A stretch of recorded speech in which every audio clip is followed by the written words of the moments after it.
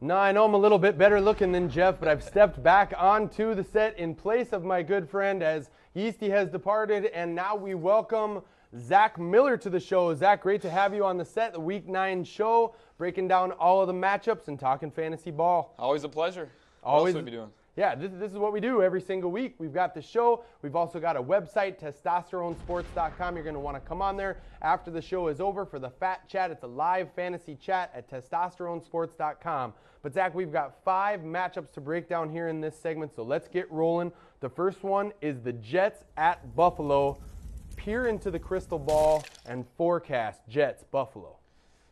Well, in this game, I'm thinking the Jets really need to get another win, and Brett Favre definitely needs to start playing a little bit better. I know he had a couple big games at the beginning of the year, but he has been a little bit off his game lately, and he's thrown a lot of interceptions.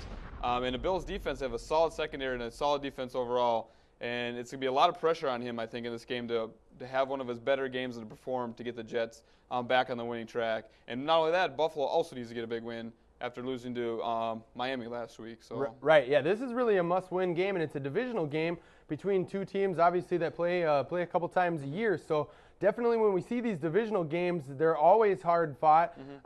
Pose a question to you. Which of the two backs here, Thomas Jones or Marshawn Lynch, do you think is a better play? You have to go with Marshawn Lynch because you know he's going to his carries, and maybe after the game that Leo and Washington had last week, you might start seeing him get a few more opportunities just because he's that big play home run guy like last week.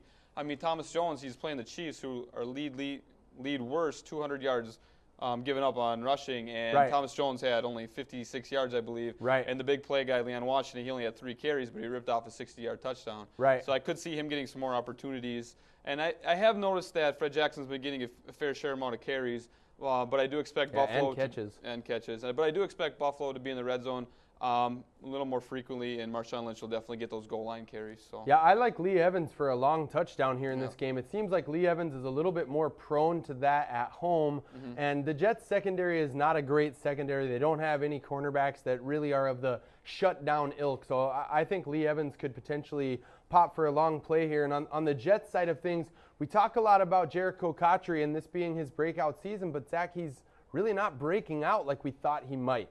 He's a little more inconsistent than you'd probably want out of one of your starting receivers. He's getting catches, but his average per catch isn't very high. So he's getting the shorter routes that Brett Favre likes to throw. Just not a lot of deep balls. But you'd think with Brett Favre there, he'd be catching a few more deep balls. I know in Week 1 he had a big game and caught the deep touchdown. But yeah, he's been a little more inconsistent than people were probably planning on, especially with Brett Favre coming to town. The Detroit Lions are going to be traveling to Soldier Field to face the Chicago Bears. The Bears were on bye last week, as were the Lions, I believe. Dan Orlovsky is going to be starting again. It's just a bad situation in Detroit. They looked at Dante Culpepper this week, so it kind of tells you a little bit where they're at. Looking at this game, Zach, I think the Lions are about to get rolled up on. Well, the Lions weren't on bye last week. They did play the Redskins, but they might as well be on bye because for the other teams playing them, it's a bye every week. You're right. What was the question again? I'm sorry. They're going to roll Chicago. You expect them to, absolutely. I mean, Chicago's going to roll them. It just seems like in these division games, though, like you're talking about the Jets and Bills game, division opponents seem to play each other so much more tough than outside opponents. And I expect the Lions to put up somewhat of a fight, but I do expect the Bears to come away with the win. Yeah, just maybe not quite as easy as an average fan would probably think in this game. The one play here for the Lions, I think, for fantasy owners is going to be Calvin Johnson. We saw him a couple weeks ago put up for like 150 yards on only 2 catches. He had that 93-yard and the Hail Mary touchdown. And this guy's a freak athlete. Let's not forget a couple weeks back before the Bears bye, we put up 42 points against the Bears. So I think Calvin Johnson is a must-play this weekend. He's turning into one of those guys you just play every single week. But on the flip side, in Chicago, what's the news, man? Kyle Orton looks like a week-in, week-out starter for fantasy owners. Can that be? Well, absolutely. At first it was you thought it was a fluke when he had a good game. Then he had another pretty solid game. But, he's put together 4 or 5 really quality starts, that are fantasy-worthy starts. We're talking like 250 yards, 2-3 touchdowns. Right. And now he faced Detroit Lions, who are one of the worst secondaries in the league, and he makes a very solid play. Right, and we talked about it a little bit before. Jeff and Yeasty talked about it in their segment. They face each other in the tough league this week. We face each other in the tough league this week, and I want to know, are you going to have the stones to bench Aaron Rodgers and start Kyle Orton against me?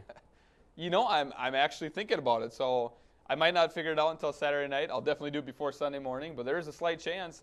I mean, Aaron Rodgers playing the Titans, who have a very formidable secondary, so Kyle Orton might be a better play. Right. Well, we'll see about that. Matt Forte is going to be a great play here Great play. against the Lions. Get him into your lineup. And Greg Olsen. Jacksonville at Cincinnati. The Bengals, are they worse than the Lions? They just might be. They're learning Carson Palmer. Probably not. I think he's been ruled out for the season. Has he been ruled out for the season? Not that I know not yet. I know they're saying that it's a possibility. I know he wants to play again, but I'm not the doctor, the team doctor, so right. I'm not knowing for very sure. Well, very well might not. He's not going to play this week, which I think gives the Jags a very good chance to win this ball game because Cincinnati just sucks. Yes. Cincinnati is probably the most consistent team in the league. They're consistently bad at offense, special teams, and defense. I mean, this team is terrible. Yeah, they're absolutely horrible, and they really don't have a single fantasy play on a week-in, week-out basis. We're waiting to see if Cedric Benson can do anything, but so far nothing. Matt Jones has really been blowing up for Jacksonville. Had a great game last week. Was one ball away in the end zone from having his second touchdown of the game. It appears that he's appealed his suspension. He'll play one more week. You can start him in this matchup with confidence. Tampa Bay at KC. We're on a roll here, Zach, talking about some really crappy teams. And when you talk about crappy teams, the Chiefs are one of them. Absolutely. The Bucs should roll over Kansas City. This is one of those games where, last week I expected Tampa Bay to have a highly productive offensive game against the Cowboys. It didn't happen, but I'm going to go ahead and say that they're going to do so here against the Chiefs. Ernie Graham, Jeff Garcia, Antonio Bryant can all make solid plays in this game. Absolutely. I mean, they're going to get a big lead early, so maybe Ernest Graham will have a bigger second half and makes probably the best player of the three. But Garcia and Bryant are also very good plays, just because everybody scores on Kansas Larry City. Johnson out again. You want to bench all of your Chiefs, including Tony Gonzalez. It's just tough to rely on any of those guys right now. They're not playing good ball. So the final matchup of my segment here with Zach is going to be Arizona at St. Louis. St. Louis is a team that we thought was real crappy, but they've rebounded somewhat, Zach. They're playing a little bit better ball now. It appears that Steven Jackson will get back into action. And, Arizona loves to play these high-scoring contests. Tell me, do you think this is a shootout we've got brewing here in this one? I'll tell you what, I would be willing to put money down. This might be the most exciting, most entertaining game of the day, just because of the offense of the teams. They don't play a whole lot of defense. I know Arizona's run defense has been pretty solid this year, but these two teams, I do expect to have a shootout, and I expect each of these teams to put 30-plus points. And this is one of those games where you hope you have a lot of guys on your fantasy squads that you can plug in. Absolutely. Now, we've got to talk about Larry Fitzgerald and Anquan Bolden, two of the best fantasy receivers out there. Anquan Bolden scores 2 touchdowns every single week, it seems like. Don't remind me I traded him to you in the tough league, you bastard. He's doing good. But no, looking down the stretch, looking down the gun barrel at these two players, they've got hellified matchups throughout the rest of the season. I think these two guys are poised, along with Kurt Warner, to be those 3 players, some of the most valuable fantasy assets going forward. So in that buy low, sell high type situation, these guys are guys you want on your team down the stretch. And they're just great guys to have because that's just the way their offense works. They're a pass offense. They got one of the most accurate quarterbacks in what I think is NFL history. I mean, Kurt Warner has proven that he can, as long as he has decent receivers to throw to, and not only that, he's making Steve Ressa into one, pretty bona fide number 3 receiver that you can actually play as a number 3, and he'll put up numbers for you. So yeah, definitely. One development here to keep an eye on, Edgerrin James owners, you better have listened to us early on in the season when we told you needed to handcuff Edge to Tim Hightower. It's coming out in the news this week. Edgerrin is starting to be a little bit frustrated with his touches, and Hightower is continuing to take over more and more of that job share. In fact, Coach Weisenhunt has come out and said, we're going to play the best players, kind of taking a little bit of a shot at Edge. Do you think at some point in time this season, Zach, that Hightower will take the reins as the starting tailback? Oh, like their coach said, he's going to play the player that gives him the best chance to win. And right now, it's Tim Hightower. He might be a rookie, but he's more athletic. He catches the ball out of the backfield real well, and he's a better goal line back. And they want to win games. They're making the playoff push. And I think by the end of the year, they're going to need to put Tim Hightower in to make that push. Now before we wrap this segment, I've got to tell you, it's Halloween season. We've got this major matchup here coming this week, and I think it's time for me to give you the Grizzly Reaper, man. You're going down this week, big time. Jeez. Nice. Jeff, lurking in the shadows in the Grizzly. The hell out of me. Grizzly Reaper. Man, what's that smell? I think you soiled yourself. Might Zach. have. Actually, I did. Nasty. Well, we're going to take a break. Right now, I'll be back to close down the show with my good friend Jeff. Nice sitting in on this segment here with you, Zach, and I'm going to kick your ass this week in the Tough League. We'll be back right after this.